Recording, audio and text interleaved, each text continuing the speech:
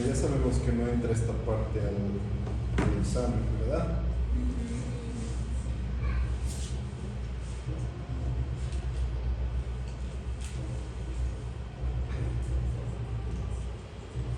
Una pregunta. ¿Qué Sí. temas son? ¿Cuál es el tema? Del 1 al 8.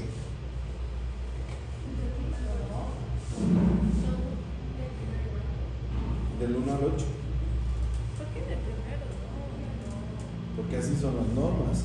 Mentira. Solo usted no va a estar haciendo así. Es acumulativo. En el Del tercero. primero al pues. 4, del primero al 8 y del primero al 12.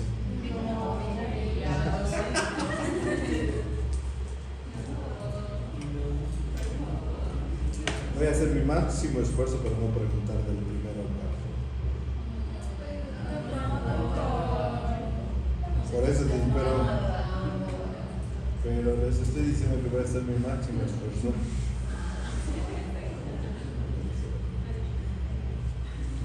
Está conmigo, está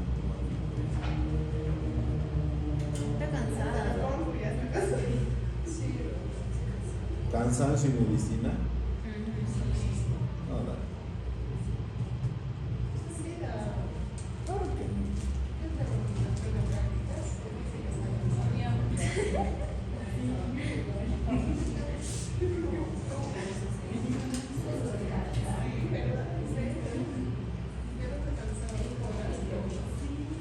Bueno, hoy día tenemos que ver patología hepática. El hígado, si ustedes observan, es una estructura bastante grande.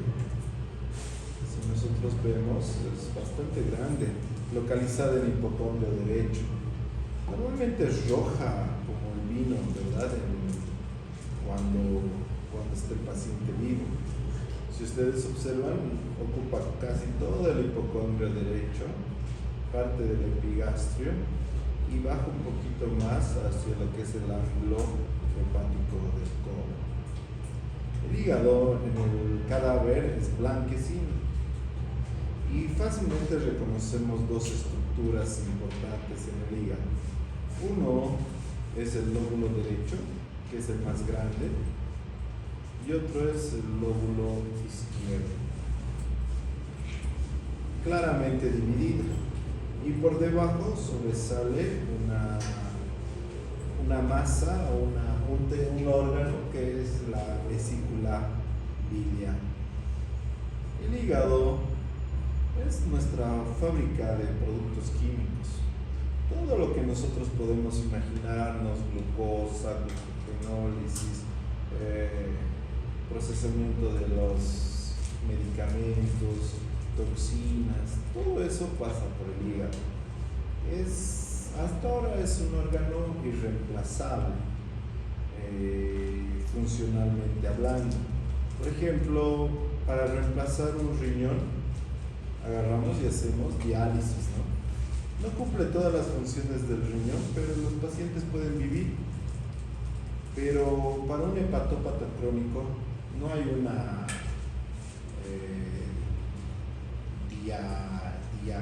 hígado, no hay una forma de reemplazar las funciones del hígado. Indefectiblemente los pacientes fallecen y es por la gran cantidad de funciones que desempeña el hígado. El hígado tiene una cara superior o la cara diafragmática, dividida por lo que es el ligamento suspensorio del hígado en dos lóbulos derecho e izquierdo. Esta cara es bien regular, también se llama la cara subdiafragmática. Ya hemos visto que podemos explorarlo con la mano, tocando. Es bien homogénea, de una consistencia firme. Hacia abajo tenemos la cara visceral, que si ustedes observan va a haber varias estructuras importantes. Primero, el ilio hepático. En el ilio hepático va a estar formado por la arteria hepática, que viene desde el tronco celíaco. Segundo va a estar la vena porta, que transporta sangre funcional, y las vías biliares, que normalmente saldrían el hepático derecho y el hepático izquierdo, que van a formar el hepático común. Ahí mismo en esta cara visceral vamos a ver hacia adelante la vesícula biliar y hacia atrás vamos a ver la vena cava inferior, donde desembocan las venas suprahepáticas. Es decir, toda la sangre que llega por la arteria hepática y la vena porta, y se va a través de la vena cava inferior, por las venas suprahepáticas, que normalmente son 4. Hay que entender que la sangre que llega al hígado proviene de la vena mesentérica superior, la vena mesentérica inferior y la vena esplénica, que se juntan y forman la porta. Pero toda esta sangre, ¿de dónde viene? Viene del colon, viene del intestino delgado, viene del estómago.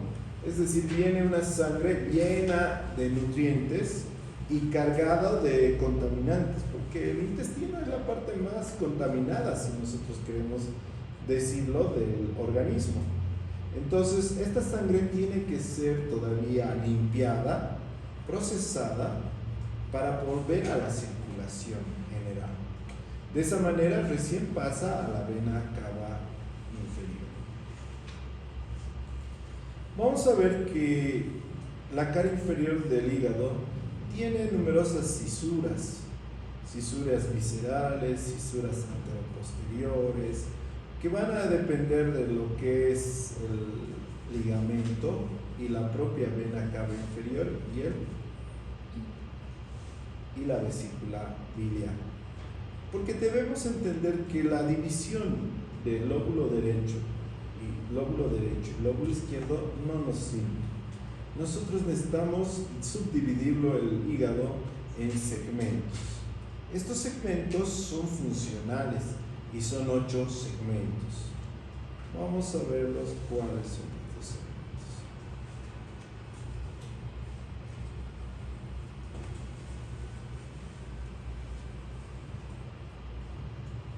Hepática por la vena porta. ¿Qué significa segmentar un órgano? Sí. Los órganos parenquimatosos tienen territorio.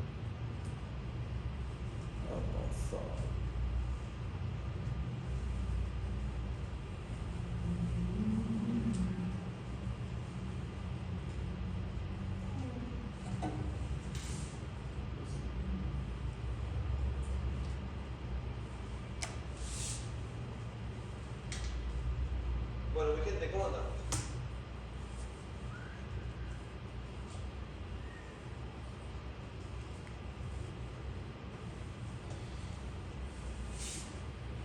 Creo que es FN5.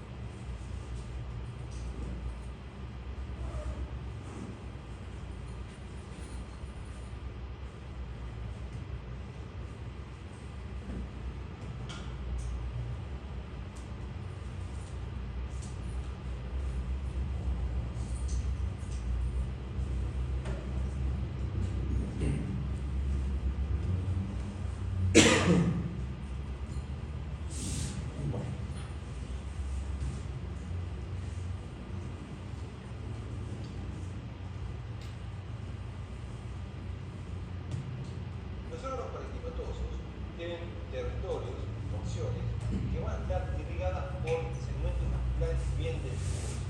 Entonces, el cirujano tiene que conocer cuáles son estos territorios, segmentos de este órgano, de manera tal que pueda hacer la exéresis, la extirpación de un segmento sin comprometer la vasculatura del resto de la gama. El hígado tiene 8 segmentos bien definidos, estudiados por Quinault, corresponden a lo que se denomina segmentación hepática por la vena porta. Para poder conocer estos segmentos hepáticos es necesario que conozcamos el hígado desde su configuración externa. Es por eso que vamos a empezar hablando de la configuración externa del hígado para después poder entender la segmentación hepática. Hígado visto desde su cara superior. Tenemos un borde superior o cúspide, esto es derecho, esto es izquierdo, y un borde inferior.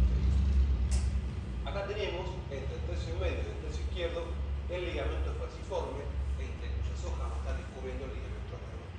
Acá está sumando la vesícula biliar. Acá tendríamos el diafragma, que es una vista superior o anterosuperior, si se quiere, del hígado.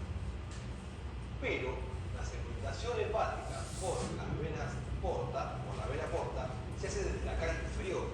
Entonces, vamos a levantar este hígado, este borde inferior o anteroinferior, lo vamos a poner acá arriba.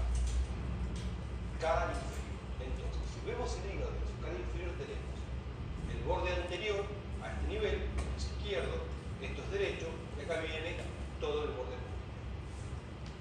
Lo primero que impresiona cuando vemos al hígado desde abajo es el hígado, que es una estructura transversa, que está en la parte media, de izquierda a derecha, y se denomina surco transversal. Tiene dos segmentos, un segmento derecho y un segmento izquierdo. Por el segmento izquierdo va a correr el surco longitudinal izquierdo, que está representado hacia adelante por el ligamento redondo y hacia atrás por el ligamento o surco de Arancia, que son resabios embrionarios. Hacia la izquierda tenemos el surco longitudinal derecho, que es bien ancho, bien amplio y se denomina fosa cística, una estructura ovoidea que es la fosa cística que va a contener a la vesícula biliar. Esta parte de acá que vemos, que nos queda, pertenece a la cara posterior del hígado, donde va a estar fundada la vena cava inferior que lo cruza por detrás, abajo por arriba, y está bien metida, bien relacionada con la cara posterior del hígado. Entonces tenemos de esta manera una H acá en el medio que me divide a la cara inferior del hígado en un lóbulo izquierdo, un lóbulo anterior, entre la fosa cística, el ligamento redondo y el surco transverso, que se denomina lóbulo cuadrado, y hacia atrás de este tenemos entre la vena cava inferior, el surco transverso y el surco rancio, el lóbulo de Spiegel y un lóbulo derecho. Entonces tenemos lóbulo cuadrado, lóbulo de Spiegel hacia atrás, lóbulo izquierdo y lóbulo derecho. Acuérdense que todo lo geométrico del hígado es anterior. Ligamento redondo, lóbulo cuadrado, fosa ovoidea o cíclica. Siempre se presenta la duda en si el lóbulo cuadrado es anterior o posterior y lo mismo con el Spiegel. Acuérdense que todo lo que sea geométrico va a ir para adelante. O sea que siempre el lóbulo cuadrado va a estar hacia adelante y el lóbulo Spiegel va a estar hacia atrás. Perfecto, acá vemos el hígado desde su cara inferior. El lóbulo derecho marca la situación del colon ascendente, del riñón derecho y de las glándulas suprarrenales derechas. Que mucho no nos hace a la segmentación hepática, pero bueno, Suárez, Jiménez y Quinault usan esta cara inferior del hígado para dividirlo externamente en 8 segmentos. Cada uno de estos 8 segmentos va a tener un nombre y va a estar irrigado por una rama de la vena porta particular. Acuérdense que la vena porta no drena al hígado, sino que lo irriga. Es decir, no le saca sangre, sino que se la trae. El 85% de la sangre que viene al hígado viene por la vena porta. ¿Cómo hicieron Suárez, Jiménez y Quinault para segmentar esta cara inferior del hígado y por ende todo el hígado? Lo hacen en base a un eje que se denomina eje anteroposterior y que parte de la parte media de la fosa cística hasta el borde izquierdo de la vena cava inferior. Desde el centro, de este eje para la derecha va a ser todo derecho, de ahí para la izquierda va a ser todo izquierdo. Esto es funcional.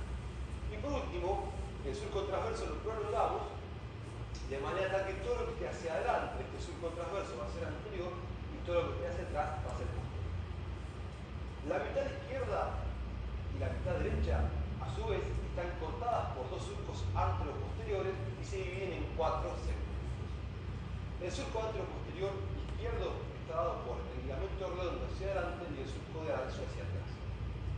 Y el surco anteroposterior derecho va a estar dado por una línea que vaya de la mitad del borde anterior del lóbulo derecho, la parte media, hasta el borde derecho del ilio hepático. Entonces, todo lo que esté a la izquierda del eje va a ser izquierdo. Todo lo que está a la derecha va a estar a la derecha. Pero a su vez, todo lo que esté próximo a este eje se va a denominar paramediano.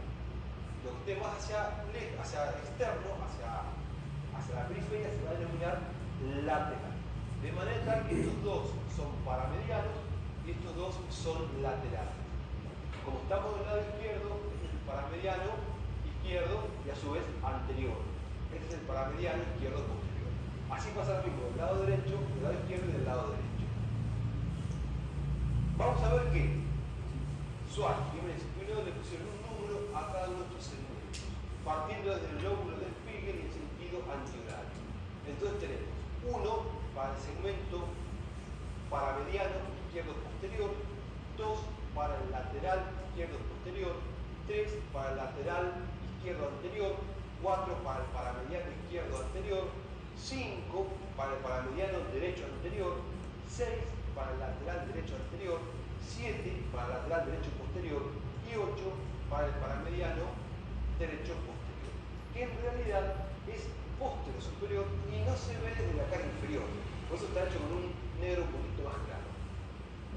8 segmentos nos dividen de esta forma al hígado según Suárez y Jiménez. La vena porta va a arribar al lóbulo, al hígado del hígado y se va a dividir en 2 ramas. Una rama izquierda para los segmentos 1 a 4 y una rama derecha para los segmentos 5 a 8. La rama izquierda va a dar primeramente ni bien entra una rama para el segmento 1, una rama para el segmento 2 y una común para los segmentos 3 y 4. Esta común se denomina proceso de Rex y es importante, ahora vamos a ver por qué.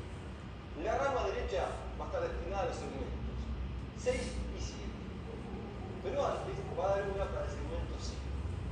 De esta que va al segmento 5 sale una que hace como un rulo y se va para atrás y para arriba y va a llevar sangre al segmento 1 y se denomina arteria recurrente de Paturet, sin ser una arteria, recordemos que es una vena, pero como lleva sangre, Paturet la llamó arteria recurrente de Paturet.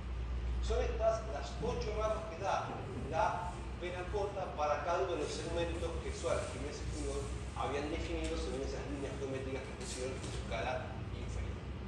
Lo que le quería recordar es que la sangre en vida embrionaria, la sangre que viene de la placenta viene por la vena umbilical y va a dividirse en 2 ramas. Una que va a terminar en el proceso de Rex, que le trae sangre directamente al hígado, al sistema portal, y otra que va a ir por medio del conducto de Arancio, que se llama conducto de Arancio, a la vena cabeza. Entonces, la vena umbilical se divide, pasa por las 2 hojas del ligamento falciforme y se divide en 2 ramas. Una que va al proceso de Rex, que se llama vena umbilical propiamente dicha, y otra que se denomina conducto de Arancio y va a la vena cabeza.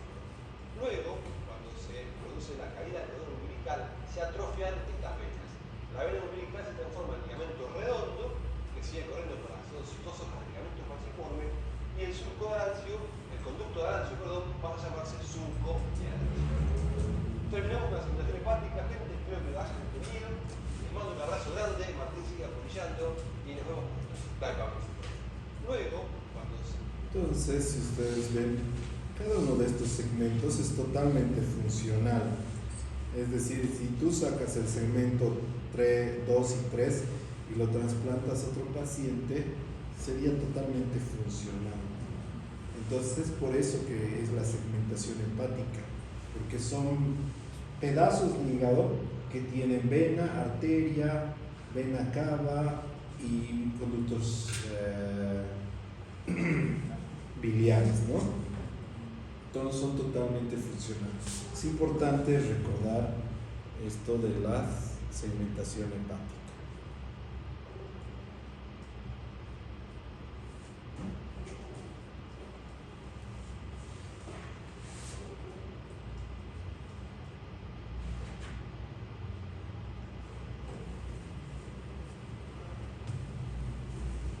Entonces, una vez que entendemos esta parte de la segmentación hepática, podemos entender ya que todo lo que es a la derecha y y todo lo que es a la izquierda son 4 a la derecha y 4 a la izquierda. El ilio es acá, si ustedes ven, por debajo de la vesícula biliar. No está el esfínter. Acá es el ilio. Si ustedes ven, aquí vemos la entrada al hiato de Winslow, al espacio de la trascavidad de los epiplones. Entonces aquí vemos la arteria, la vena cava y el conducto biliar. Nosotros hacemos la maniobra de Pringle acá. Nosotros hacemos la maniobra de Pringle acá, que es donde es el ilio hepático. Bueno, todo esto ya hemos visto.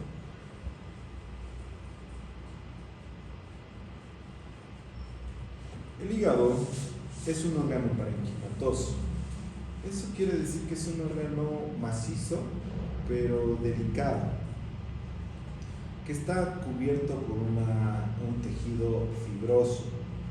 Esta cápsula de Gleason es una cápsula que le da resistencia al hígado y además que transmite la sensación del dolor.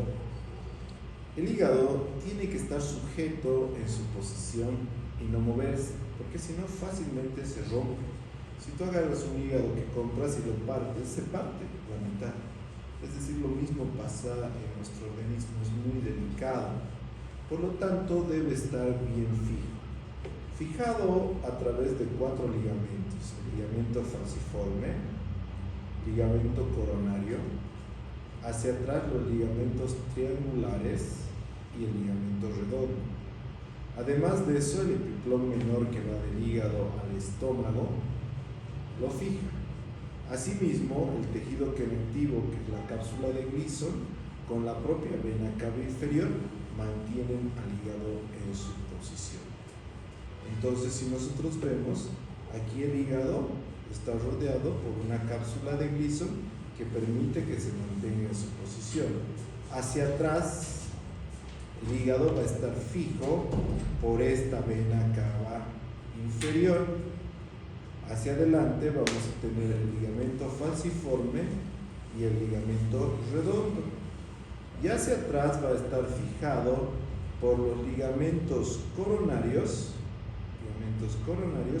y los ligamentos triangulares. Aquí más claramente vemos el ligamento redondo, que ya hemos visto que es un vestigio de lo que es la arteria umbilical. Este es el epiplón menor o gastrohepático, que también ayuda a mantener lo que es el hígado en su posición. Entonces, estas cosas son estructuras bastante importantes. La parte funcional del hígado son estos lobulillos hepáticos.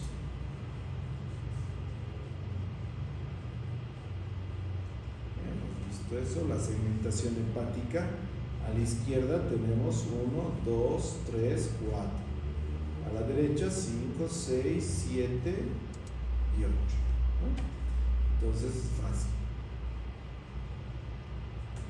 Está irrigado el hígado por esta arteria, que es la arteria hepática.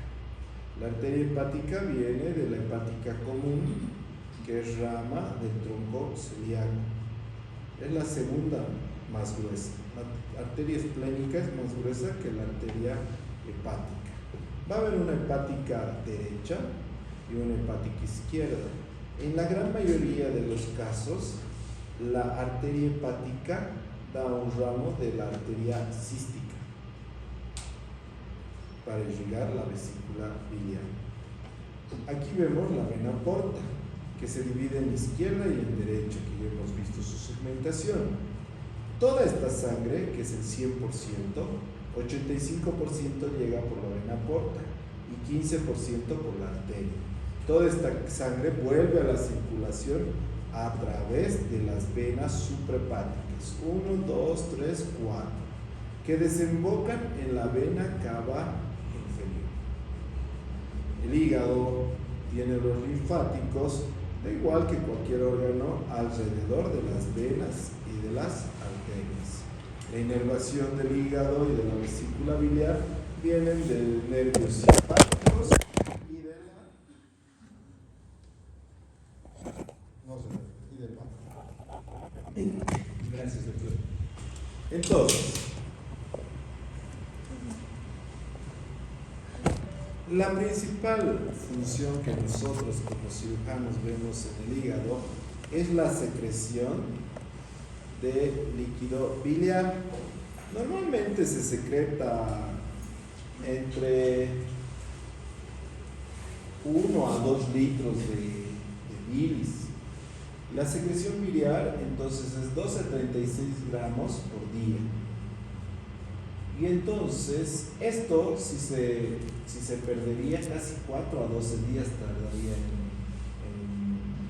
reemplazarse. El líquido biliar se excreta del hígado y se deposita en la vesícula biliar. Este líquido biliar nos ayuda a la digestión de las grasas. Entonces, cuando nosotros ingerimos grasas, se secreta del hígado y la vesícula se contrae. Entonces, ¿qué pasa cuando le sacamos la vesícula? No pasa nada. Estos tubos, que son los conductos biliares, se vuelven más anchos y entonces se adaptan. Entonces la persona operada de la vesícula no tiene ninguna limitante, come huevo, chancho, lo que quiera. Hasta va a engordar, porque antes se cuidaba por lo menos porque le hacía mal, ahora ya no. Todo esto se secreta a la ampolla de váter en la segunda porción del duodeno. Recorre con el alimento todo el camino del intestino delgado y en la última porción del ilion se reabsorbe. Se reabsorbe casi el 95% de la secreción biliar. Este 95% de la secreción biliar vuelve ¿por dónde? Por la vena porta, al hígado.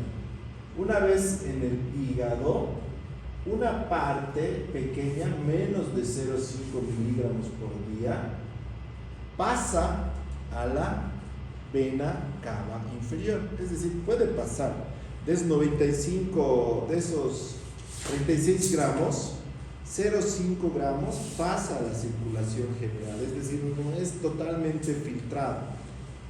Y eso le da una coloración amarilla a la orina.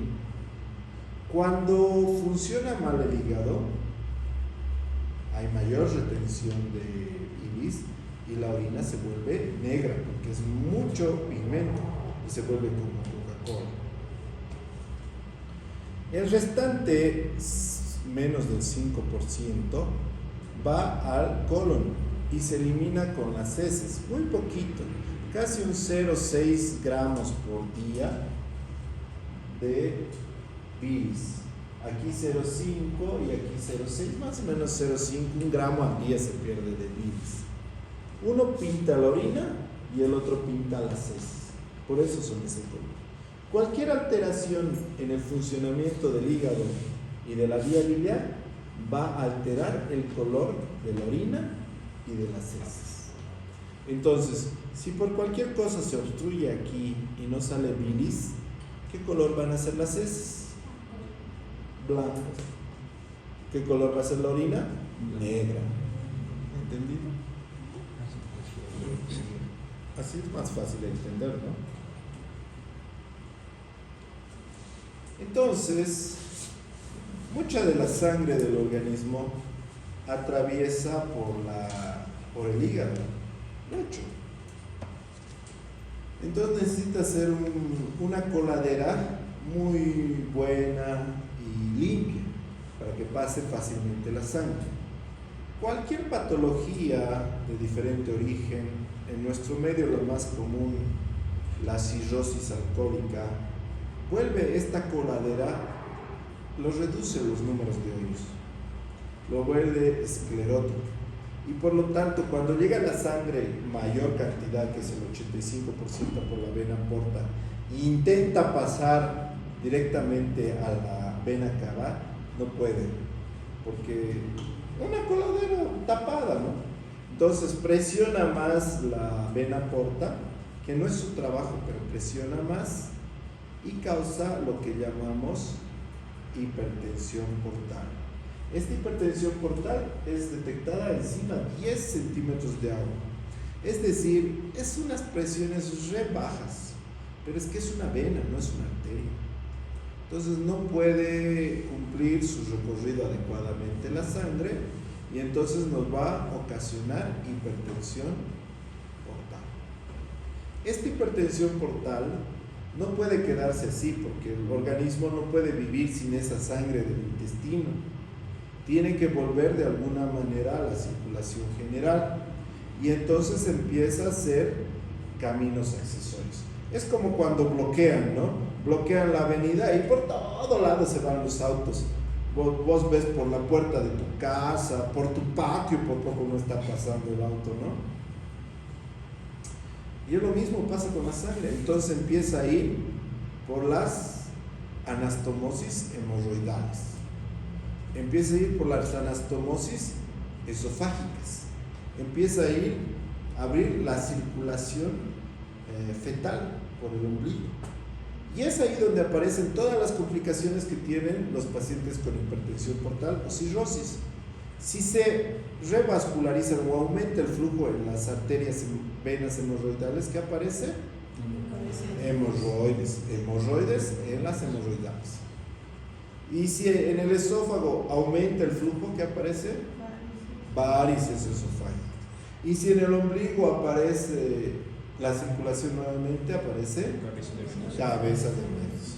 Entonces todo esto es lo que ocasiona la hipertensión portal. Como sea, la sangre quiere llegar a esos lados. Obviamente ninguna de esta sangre está limpia, solamente han ido por otro recorrido y entonces van a la circulación y causan diferentes trastornos sistémicos. Uno de ellos se denomina encefalopatía hepática, es decir, es por el amonio, ¿no? Es un veneno para el cerebro, lo cose el cerebro. Ya de por sí era medio bruto por alcohólico, imagínense con eso más, encefalopatía hepática. Para llegar a esto, obviamente tiene que pasar 2 décadas mínimo. Es decir, no vas a ver un paciente de 20 años alcohólico, cirrótico, medio difícil. Normalmente son alcohólicos en aprendizaje todavía, o alcohólicos en entrenamiento. Yo todavía digo, los seres humanos somos la única rata sonsa que nos lastimamos a nosotros mismos. Los médicos y los políticos pregonan, ¿no?, la prevención, ¿no? Nos ponen vacunas para que no te enfermes, nos toman la presión en la calle, nos toman la glicemia para prevenir, ¿no ven?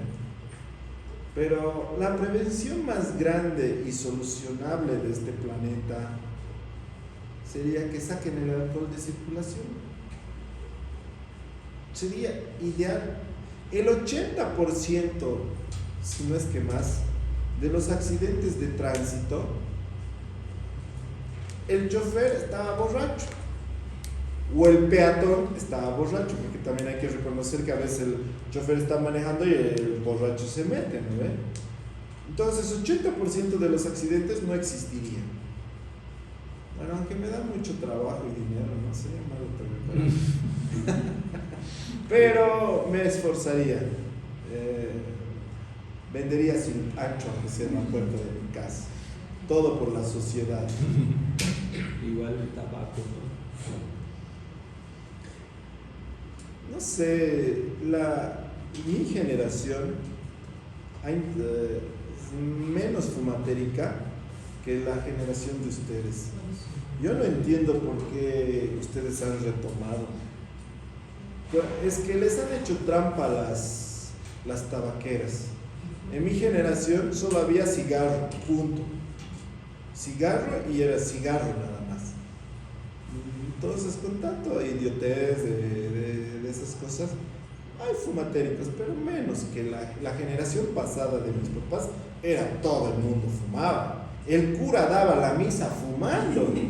El cirujano estaba operando al enfermero, le daba, así era, es que era ridículo. En el avión fumaban, entonces eran exagerados.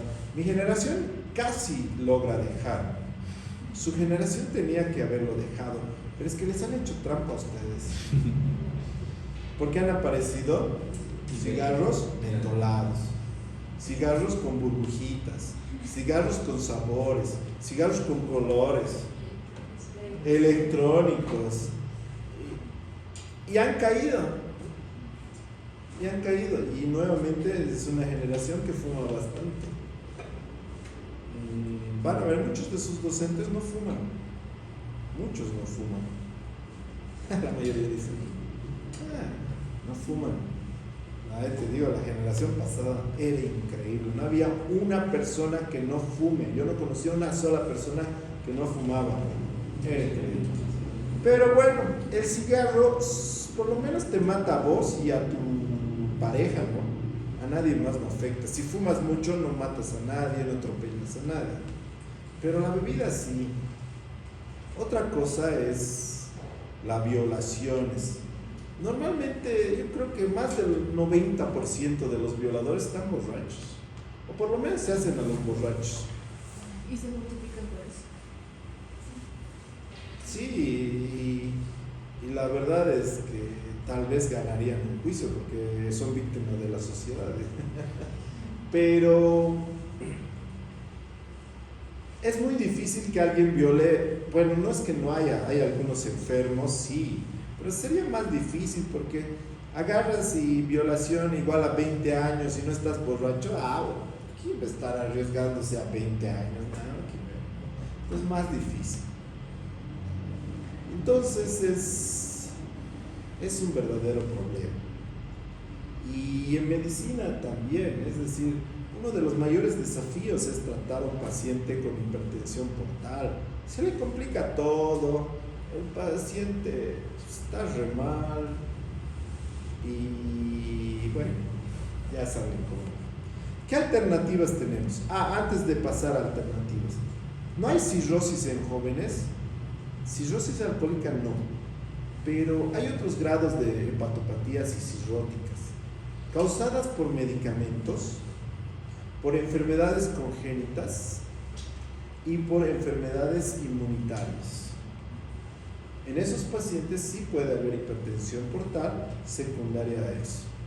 Es decir, el doctor ha dicho que no tienes hipertensión portal, así que no, también tienen que ver que hay otras que son las menos, pero hay. ¿Qué hacemos con ese paciente? Lo primero es que no se muera por la hipertensión portal, porque se va a morir por falta de sangre, es que la sangre no está llegando. Entonces, ¿qué hacemos? Lo primero es que hay que reponer la circulación de alguna manera, y una de las técnicas operativas es la operación de Warren. Es una operación derivativa donde anastomosamos la vena renal con la vena esplénica. La esplénica de la circulación esplácnica de la porta y la vena renal de la circulación general. Pero es pues como meterle ácido a la sangre, porque una hepatopatía cerebral terrible le da. Obviamente ahí tenemos que dar primero antibióticos en gran cantidad para eliminar toda la mayoría de la flora saprofita del hígado, y segundo tenemos que dar unas dietas especiales químicamente definidas, y aún así es como el cerebro está en vinagre, pero es la única alternativa. El resto de las técnicas no derivativas solamente es ya va a pasar, ya va a pasar, ¿no? Las personas se ponen muy mal.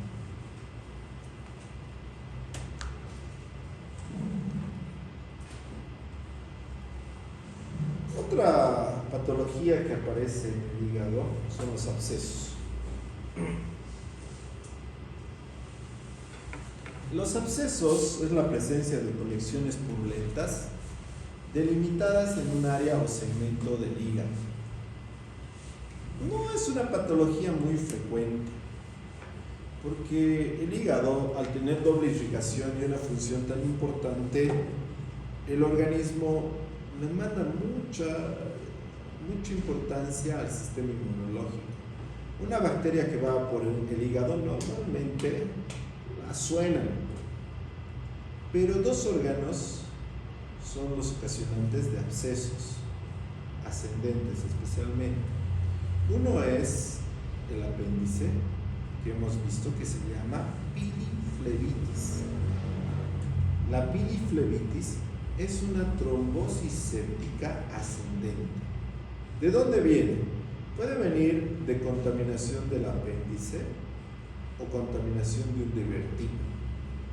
Es decir, lo único que tienes que entender es que han pasado bacterias de la luz a la circulación venosa en gran cantidad, y eso han sido mandados al hígado.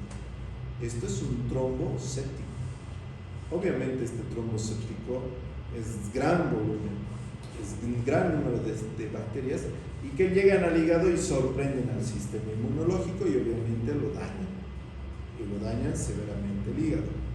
A esto se llama piliflebitis ascendente. En el 10% dicen, yo creo que es más raro. La verdad, nunca he visto una piliflebitis de causa de apéndice, pero sí conozco un caso. Mi mejor amigo del colegio de toda la vida, que hemos crecido juntos, me contó su historia de cuando era pequeño, le dio apendicitis. Entonces, a los 7, 8 años le dio apendicitis, dolor en fosa ilíaca derecha. Sus papás no eran médicos, así que tardaron en diagnosticar. En la noche tenía más fiebre, más vómitos, más dolor. Entonces agarraron y le llevaron al hospital. Y él tenía su pijama, dice, blanco, de un conejo. Y mientras le estaban llevando del auto a la emergencia, dice que se puso tan amarillo, que pintó inclusive su pijama blanco. Si tenía apendicitis, ¿por qué pintó amarillo? Porque hizo piliflebitis. La piliflebitis ocasionó una falla aguda del funcionamiento hepático. 80% de mortalidad. Es decir, lo más probable es que se muera. Peor por la apendicitis, ¿no? Y lo mismo pasa en los divertículos, pero más probable en apendicitis que en divertículo. Pero puede pasar. Es porque, si ustedes ven, el organismo tiene varios sistemas de control, pero la arteria y la vena apendicular va recto a la iliosecoapendicular y de ahí a la mesentérica superior, que es gruesa. Pues por eso es más frecuente. Mientras si vendría de la cólica derecha, de la cólica izquierda, ya sería más difícil que viera. Pero esa es la característica de una piliflebitis. Bueno, para charlar, mi amigo tiene una vida muy graciosa. Sus papás son profesores, así que como a los militares en Bolivia les cambian de destino. Y entonces dice que vivían allá por Punata cuando él era pequeño.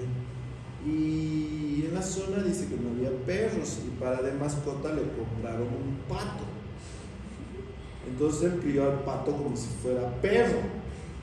Entonces el pato le seguía a la derecha, le seguía a la izquierda, es decir, le faltaba ladrar más al pato.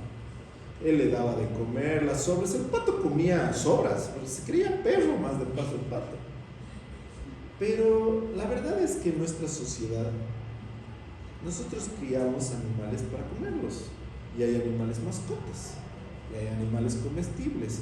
Yo con mi abuelita, por ejemplo, he tenido pato, conejo, chacho, de todo, pero yo siempre sabía diferenciar cuál era mascota y cuál era animal de cría. Entonces un día llega del colegio y come pato. Y entonces agarró y comió. Y Y después, para darle las sobras, dice que lo estaba buscando a su pato. Y entonces, ¿y qué se llamaba tu pato? Dice, bien inteligente, Pato le habían puesto. Su nombre era Pato. Ay, yo digo, es bien serio conmigo. Entonces, Pato, estaba buscando su pato. Y su papá y su mamá se miran. Ahí se dieron cuenta, como dicen, ahí aprendieron el verdadero terror. Se dieron cuenta de que cometieron un grave error.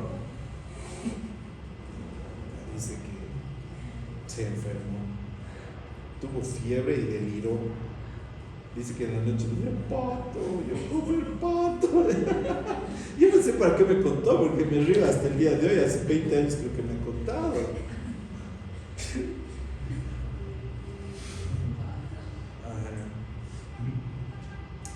Bueno, pobre de su pato. Pero es que yo le digo, no entiendo por qué se enfermaría. Y traigo ese cuento a colación porque obviamente él es abogado, yo soy médico, nuestras vidas se han diferenciado bastante, pero uno cuando consigue un amigo como él, yo todavía pienso, es decir, envejecer con él, es decir, el día que yo me jubile voy a volver a hacer las cosas que yo hacía con él. Pero hace unos años me agarran y me llaman y me dicen, ¿y sabías que el Mario se llama, está en el hospital y debe tener algo grave, hartos días está? Yo dije, muy raro que no me llamaría. Y voy y averiguo, y había estado en el psiquiátrico. Y entonces voy y le visito y me dice que tenía, ¿qué se llama? Cuando tiene más de una personalidad que es, no, tiene síndrome maníaco-depresivo, dice.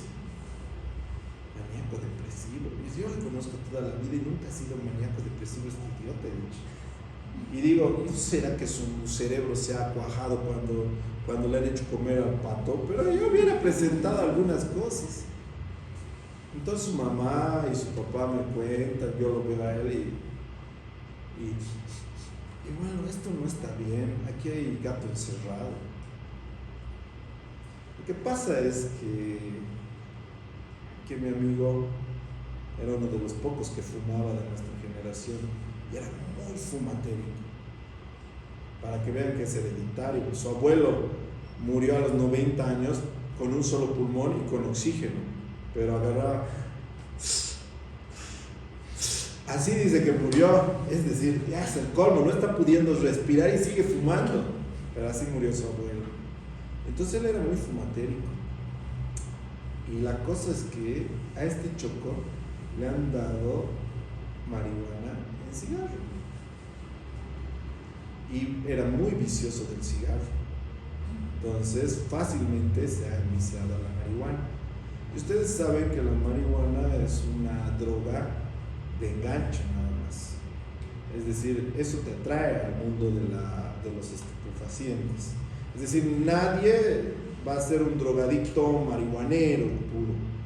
Normalmente de ahí brincan a la cocaína y lo demás, ¿no? Entonces yo he dicho, este choco se está jalando, porque la drogadicción desencadena cuadros psicóticos. No maníacos depresivos, pero desencadena cuadros psicóticos, es decir, tienen psicosis. Lamentablemente, mi diagnóstico es ese. Él lo niega, su mamá lo niega, yo sé. Ese es su diagnóstico. Le han agarrado en su debilidad. Yo he hablado con él hace no mucho y le he dicho, tienes un cerebro para ganar la pelea, depende de vos. No te hagas al loco ni nada parecido. Pero para que vean, cigarro también es malo, sí, desde ese punto de vista, si te agarran con marihuana. La verdad es que nunca me ha traído ni el trago, ni el cigarro, ni las drogas, no sé, medio raro. Como mi mamá me dice, vos has nacido fallado.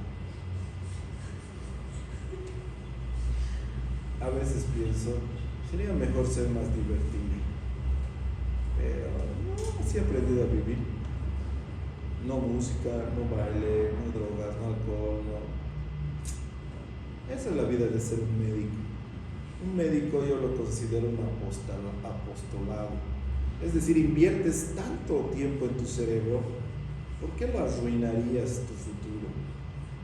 Es decir, si fumas y bebes, indefectiblemente vas a tener un pulso de borracho.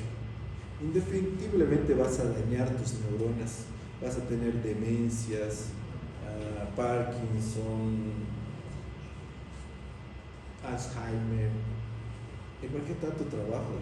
Mejor no estudien medicina, ya les he dicho, pongan su silpanchería, van a ganar más dinero. Porque vos agarras y dices, muchos me dicen, yo doctor, fumo, bebo y todo lo demás, y mi pulso finito. Y tienes 30 años, 20 años. Cuando seas un gran cirujano vas a tener 60. Y sus pulsos son, mis colegas me ponen nervioso. Deja. Hija de su madre, creo que le ha dado a la aorta, le digo. Pero bueno. Otro órgano de estas características que nos da este problema es la vesícula biliar. Pero solo en los casos que hay una colangitis. Vamos a ver que la colecistitis, como les he enseñado en técnica quirúrgica, tiene forma de pera, la vesícula, y es pera. Eso es válido y es verdad. Pero hay una patología que es bastante severa, que no se puede tratar como pera, no es pera, que se llama colangitis. La colangitis es una infección bacteriana de los conductos biliares. Estos pueden ocasionar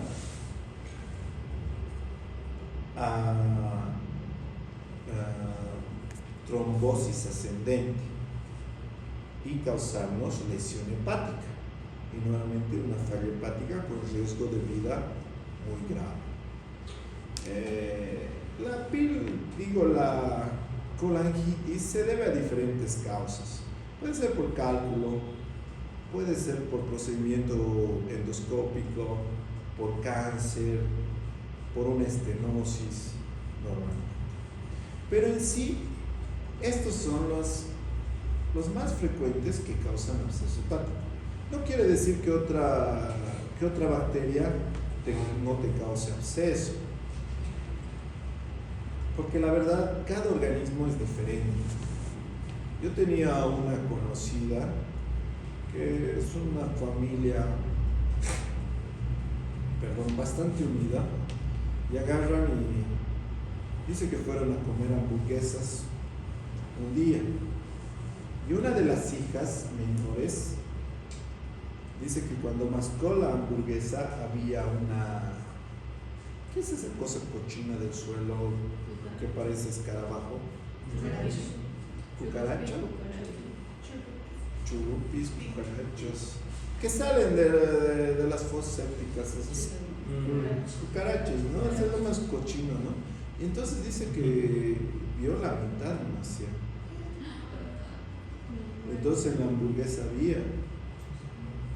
Y ¿saben qué desarrolló? Meningitis. La meningitis nunca sana sin secuelas. Es decir, siempre deja secuelas. Y le ha dejado en un estadio de funcionalidad del 5%. Es decir, abre sus ojos, no se sabe quién es, dónde es, no habla, apenas si deglute. Es decir, con una parálisis cerebral. Es decir, no sabemos cómo el organismo va a responder, pero normalmente el hígado es muy bien protegido. Es decir, no es cualquier bacteria que va a entrar y algo aquí me agosto, no. El hígado es un poco más duro. Los gérmenes normalmente que encontramos son los anaerobios y facultativos mixtos. ¿Cuáles son estos? Por ejemplo, la Escherichia coli, Klebsiella protos. ¿Dónde hemos visto eso? Escherichia coli, Klebsiella y Proteus en apendicitis. Entonces, el 70% de las infecciones tendrían que venir de ese origen. Pero, si ustedes ven, el tratamiento antibiótico inclusive es más difícil. Una Escherichia coli, una Klebsiella y un Proteus son extremadamente agresivos. Entonces es muy difícil el tratamiento médico. Hay otros casos como el Staphylococcus aureus, pero acompañado de algunos anaerobios, pero son los menos. Considerando que el Staphylococcus aureus existe mucha resistencia. ¿Cómo se diagnostica? Normalmente la sospecha por la clínica, bastante aparatosa. Vamos a ver en la ecografía zonas hipodenses. ¿Ven acá? Zonas hipodenses. Para nosotros eso es un absceso lobulado del hígado y delimitamos en qué segmento está. Entonces con la tomografía podemos ver. Lo bueno de la tomografía actual y de la ecografía es que estos abscesos podemos puncionarlos desde afuera. Absceso drenado, absceso curado. Entonces podemos acceder. Y actualmente, a pesar de que decimos que los antibióticos están perdiendo la batalla contra las bacterias, sí es verdad, están perdiendo. Pero yo creo que en nuestra generación todavía vamos a tener alternativas. Yo creo que aquí 1 o 2 generaciones van a tener verdaderos problemas en el manejo de las bacterias, pero nosotros todavía no tenemos bacterias resistentes a los monomatámicos, como imipenem, rabapenem, vancomicina, fluoroquinolonas, etc. ¿Por qué estamos perdiendo la batalla? Porque no existen nuevos inventos de antibióticos, pero hay la penicilina, amoxicilina, eritromicina, citromicina, dicloxacilina, cloxacilina, cefotaxima, ceftriaxona. Es decir, hay nuevos inventos. No, ninguno es nuevo. Es que todos derivan del mismo concepto. Un hongo se cultiva y ese es el antibiótico. Entonces, la penicilina será peniciliana, de la cefalosporina será otro, es que es el mismo concepto, siguen siendo diferentes tipos de hongos. No ha habido un invento nuevo, es decir, como Fleming lo dijo, ahora lucharemos con las bacterias con hongos. Entonces tendría que aparecer uno y decir, ahora lucharemos contra las bacterias con esto. Bueno, pero no existe, solamente derivan de la misma idea. Es como los celulares. ¿Hay un invento nuevo del celular? No, desde el iPhone. No sé si he tenido del iPhone 3 o 4. Hasta el iPhone 8 creo que me he comprado, pero después ya he dicho, esa es la misma mamada. Es decir, yo no le veo diferencia, sigue siendo el iPhone. Es que me cansé de comprar.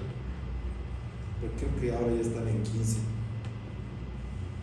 Pero el 15 sigue siendo lo mismo, es decir, no ha habido una diferencia. Cuando se inventó el primer iPhone, eso sí era un invento. Teníamos un celular que era pues como tu teléfono de disco en tu casa, era lo mismo, nada más que lo llevabas en tu pantalón.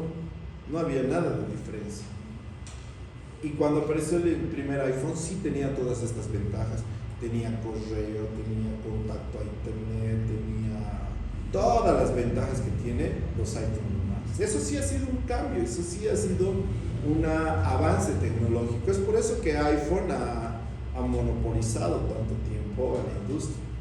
Es lo mismo que pasa con los antibióticos. No hemos inventado un nuevo antibiótico. Además que no hay muchas ganas tampoco de surtir con nuevos antibióticos el sistema actual. ¿Por qué? Ahora están yéndose un poco a la saliva del cocodrilo, a la saliva del dragón de Komodo, para ver Y dice que hay una buena esperanza de que la saliva del cocodrilo sea un excelente antibiótico de amplio espectro. Eso quiere decir que mate a gram positivos, gram negativos, anaerobios, no anaerobios, a la pulga, al perro, al gato, a todo mataría la cocodrilina. Pero, ¿y si sacan cocodrilina? Todas las patentes de acitromicina, ceftriaxona, vancomicina y imipenem se acabaron. Ese es el problema. No conviene. No conviene sacar. Entonces, es por eso que hasta ahora estamos estancados ahí. La verdad, yo no me preocupo mucho. Es decir, te preocupas de tus próximas generaciones, sí, pero tus hijos, más allá, ¿qué se llamaba tu bisabuela? ¿Y su otro apellido? Olivera. ¿Y el otro? Y es tu bisabuela. Yo la verdad de mi bisabuela no conozco ni su nombre. Conozco a mi bisabuelo, murió hace 3 años. Ah, eso es el colmo. Mi bisabuela murió 40 años antes de que yo nazca. No, mi bisabuelo murió hasta los 95. Mi bisabuela se enfermó de fiebre tifoidea a los 22 años. Y en esa época no había los antibióticos o no eran tan conocidos. Y cuando te enfermabas de fiebre tifoidea, te llevaban a la puerta del cementerio. Y había como una ciudadela ahí de enfermos en la puerta del cementerio. Entonces, si sobrevivías, ibas a su casa. Si no, de ahí se lo enterraron. Y ella no sobrevivió. Por eso no conocía a mi bisabuelo. Mi bisabuelo, del otro lado,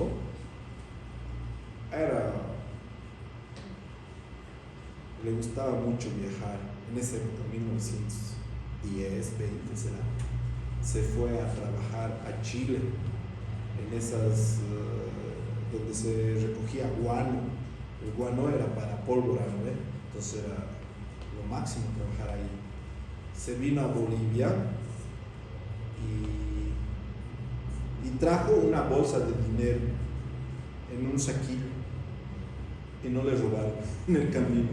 Y con eso compró un montón de terrenos, que siempre dicen terrenos, ¿no ve? Y mis tíos, que serían sus nietos, nunca han trabajado. Es decir, nunca han necesitado trabajar. Nunca han necesitado trabajar. No alcanzó para los bisnietos más el dinero. Ese chango debería haberse quedado unos años más. Pero el dinero se acabó en sus nietos. Pero nunca necesitaron. Es decir, ni sus hijos ni sus nietos nunca necesitaron. 2 generaciones han mantenido con ese trabajo. Nunca necesitaron trabajar. Siguen gastando sus réditos hasta ahora. Entonces, bueno, otro absceso es el absceso amebiano, especialmente en lo que es en algunos países. La entomeba histolítica es una infección súper común. ¿Quién lo tiene? Todo el mundo tiene, pero hay un problema. Hay una cepa extremadamente agresiva, especialmente en México. Si vos vas a hacer especialidad a México, viajas a México, normalmente te desparasitan cada 2 meses con metronidazol, porque las amebas de allá son extremadamente agresivas. Te dan amebiasis hepática, abscesos amebianos. Nosotros sabemos que existen factores obviamente de riesgos, como ser consumo de alcohol, drogas, VIH, pero para nosotros que teóricamente somos sanos, principalmente viajes a áreas endémicas y migraciones. En Bolivia, cuando ustedes han llegado, ya un mes no han debido tener deposiciones sólidas. Normal. Es normal que no tengan deposiciones sólidas. No, es normal. Porque en Bolivia Es trágico saber una realidad que yo le he notado en el COVID. En el COVID todo tenía que ser más limpio, ¿verdad? Y a mí me encantaba el anticucho. ¿Ya? Entonces pasa el COVID, 1 año, 2 años de COVID, y pucha, ya me moría por comer un anticucho, pero obviamente lo cocinan ahí en la calle, ¿no? Y entonces, obviamente me podía enfermar de COVID, hermano, hacía cuarentena. Entonces me compro el anticucho. ¿Creerás que no sabía igual? ¿Se han dado la cuenta que la comida durante el COVID no sabía igual que siempre? Estaba demasiado limpia. Es decir, la hamburguesa no sabía lo mismo, parecía cartón. Faltaba su caquita. Ay, no. No, pero es que es increíble. Te digo, yo no me gusta hablar de esas cosas, pero es que es increíble. ¿Cómo que la comida limpia no sabía bien? ¿Cómo es que estábamos acostumbrados a comer cochinadas? Espero que hayan aprendido algo en el COVID. Sí, si vos ves, algo se ha quedado. Digo que algunas utilizan barbijo, guantes. Antes, cuando han llegado ustedes, era: ay, ¿qué quieres, caserito? Ay, Dios mío. Ya he comido en todo lado, pero era... Ya después con el tiempo ya daba gastroenteritis, ¿no? Pero es que es increíble. Increíble que no sepa lo mismo. Pero creo que últimamente ya están haciendo de nuevo así que ya sabe mejor, o ya me he acostumbrado. Pero no como mucho. Hay comidas que son así bien diferentes en aspecto. En Bolivia, yo no como frutilla. ¿Por qué no como frutilla? Así de plano, no como, nunca he comido. Desde que he empezado a estudiar medicina en 1900, que a les importa, no como frutilla en Bolivia. ¿Por qué?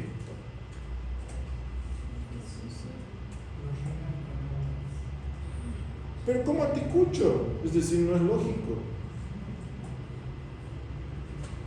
Es lógico por la tenia sólida. ¿Cómo es el ciclo de vida de la tenia sólida? Tú tienes la tenia, vos eres el final, es decir, ¿qué se le dice? El huésped final. El humano es el huésped final. Nosotros tenemos la tenia sólida en nuestro cuerpo. Hacemos deposición los huevos de la tenia sólida. Estos son engullidos por el chancho. Y nosotros tragamos la carne de chancho. Y por eso tenemos tenias sólidas, ¿verdad? Pero ¿dónde van los huevos? Van a la carne del chancho, al músculo y al cerebro. ¿Qué pasa si cortas el ciclo y tú eres en vez de el chancho? Vas a ingerir los huevos de cisticerco. ¿Y dónde van a ir los huevos de cisticerco? A tus músculos y a tu cerebro. Y vas a tener cisticerco cerebral. ¿Hay tratamientos? Sí, ceftriaxona. Pero el problema del cisticerco es que se calcifica. Cuando muere, se calcifica y se queda acá. No desaparece. Entonces te va a causar hipertensión endocraniana, cefaleas, convulsiones, Parkinson y todas las demás cosas. ¿Viste el caso que ha salido la anterior semana de una señora de 95 años? ¿Qué de qué? El último caso de los huevos, de una señora de 95 años que tenía por todo su cuerpo. Le hicieron una tomografía y vieron que estaba literal todo su cuerpo pintado. Entonces eso no he ingerido. Lo malo es que no olviden que hay peristaltismo retrógrado. Entonces del intestino delgado, los 200.000 huevos que bota el cisticerco por las heces, se ha ido arriba, ha llegado al estómago y el estómago ha salido. Eso es. Y no tenía ningún síntoma. Puede ser que no tengas nada, pero imagínate que se calcifique en el acueducto de Silvio. Tienen que hacerte una derivación ventrículo-peritoneal. Todo lo que has estudiado medicina a la Pink Floyd. Entonces por eso no como frutilla. Porque en Bolivia las frutillas son más dulces. Yo como frutilla en Brasil, Sí, son más dulces aquí. ¿Y qué tiene que ver eso? porque se cultivan con...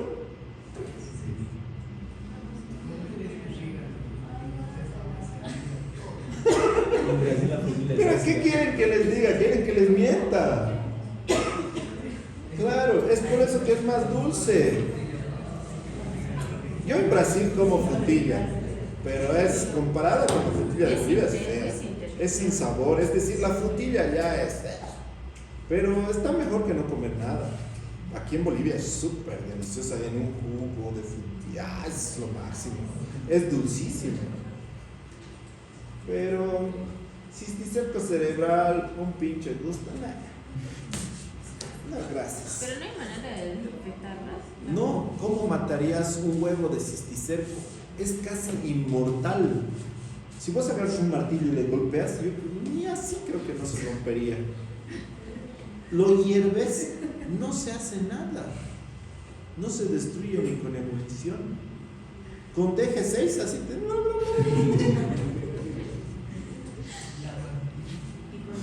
Y lavandina, cloro. No sé si valdría la pena comer después de que le metes a la lavandina. Pero la lechuga igual le puede. Pero le pones DG6, no le pones lavandina, le pones DG6.